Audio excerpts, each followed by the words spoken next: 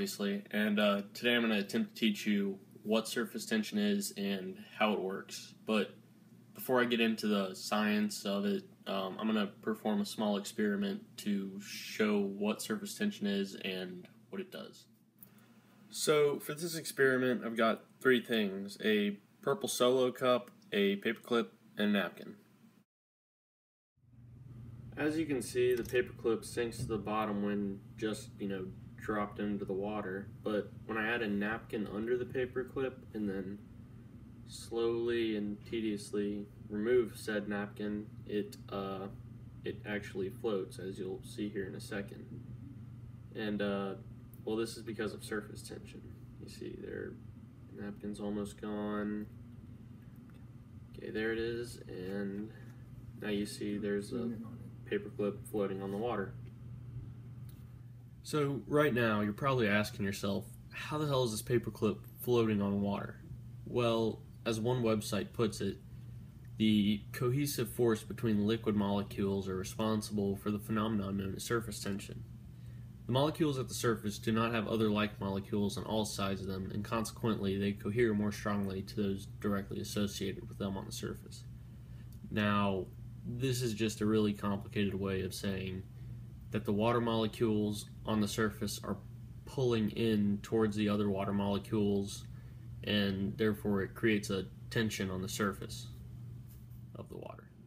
So to help visualize what's actually going on with the water molecules, I put a couple diagrams of water molecules acting on each other to help show these cohesive forces and how they're working on each other.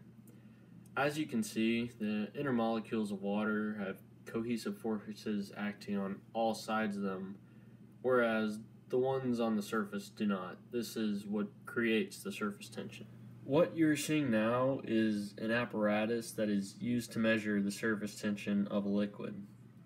While it's not really completely pertinent information to understanding what surface tension is, I find it helpful in demonstrating kind of how it works.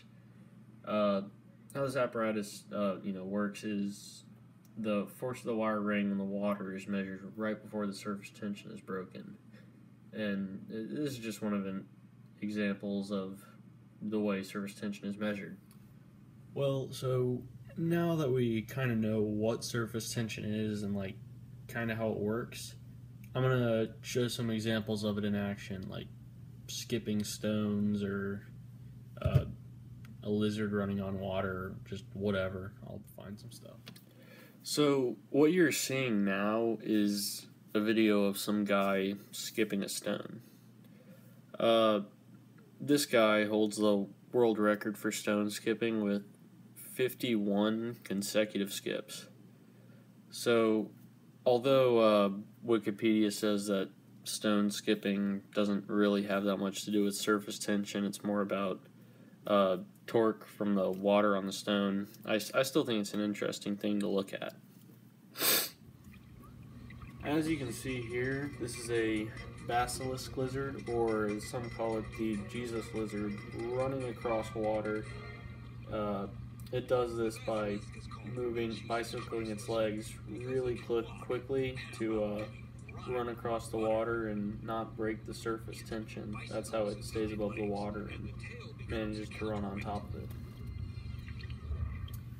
Okay, so although I did just show you two examples of surface tension that weren't actually important to humans or everyday life, it's actually a really important thing in nature. For example, many of the soaps and detergents that we use today, those would not work without surface tension because they rely on it to help remove the dirt and grime and whatever from fabrics. And another example is a mercury thermometer. If surface tension didn't exist, it would just stick to the sides of the glass and you wouldn't be able to read them. So all in all, surface tension is pretty important to humans in our daily lives.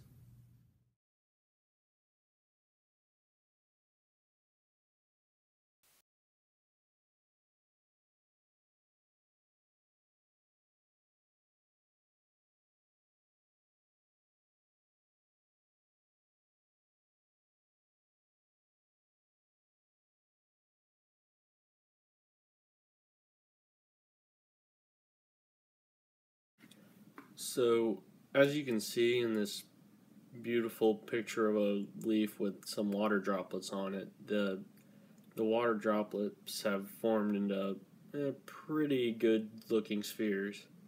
The surface tension is responsible for the shape of the liquid droplets. Although they're easily deformed, these droplets of water they tend to be pulled into the spherical shape by the cohesive forces of the surface layer from the water molecules. The water droplets do this because it's the smallest surface area to volume ratio possible.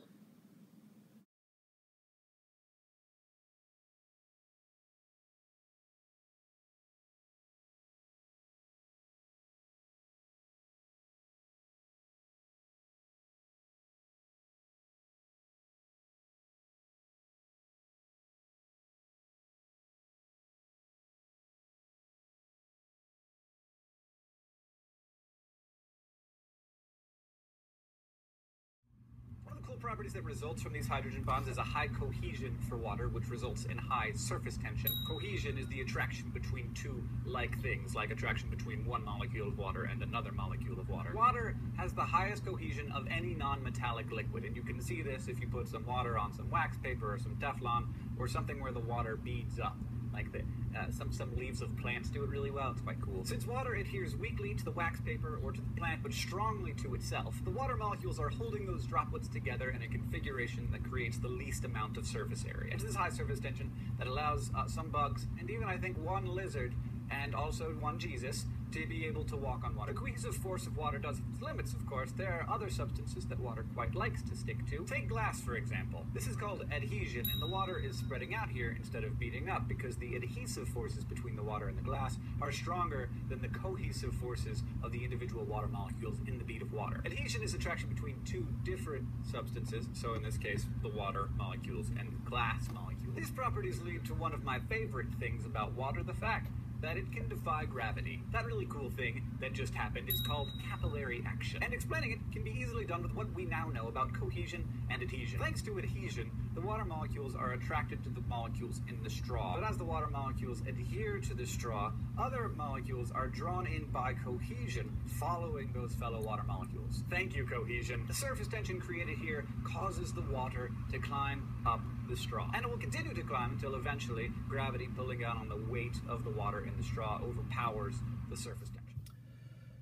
Well, to conclude the lesson that I'm giving on surface tension and what it is and how it works, I'm going to give a brief summary of what we learned today. Well, first I'm going to start with the Wikipedia definition just to help us remember exactly what it is. So the definition is that surface tension is an effect to where the surface of a liquid is strong.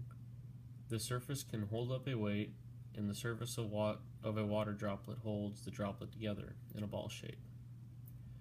Some small things can float on a surface because of surface tension, even though they normally couldn't float. Some insects, such as a mosquito, can run on the surface of water because of this property. The surface tension is caused by the molecules in the liquid all being attracted to each other, which is called cohesion, and it's responsible for many of the behaviors of liquid. So to review what we learned today, the first thing that we learned was surface tension has the ability to hold stuff on top of it, and if it's light enough, in this place without breaking the surface tension. This, you probably remember, I showed by floating the paper clip on top of the water. Second, water molecules are what cause surface tension. By always pulling each other in towards each other, the water molecules on the surface create a taut membrane-like surface that is able to hold a weight on it even if the object is more dense than water, like the paperclip. And the last thing we learned was that water droplets, they prefer to be in a spherical, ball-like shape because they have the smallest surface area possible for the water droplets. This, once again, is caused by the water molecules all pulling in on each other and creating the membrane-like surface on the outside.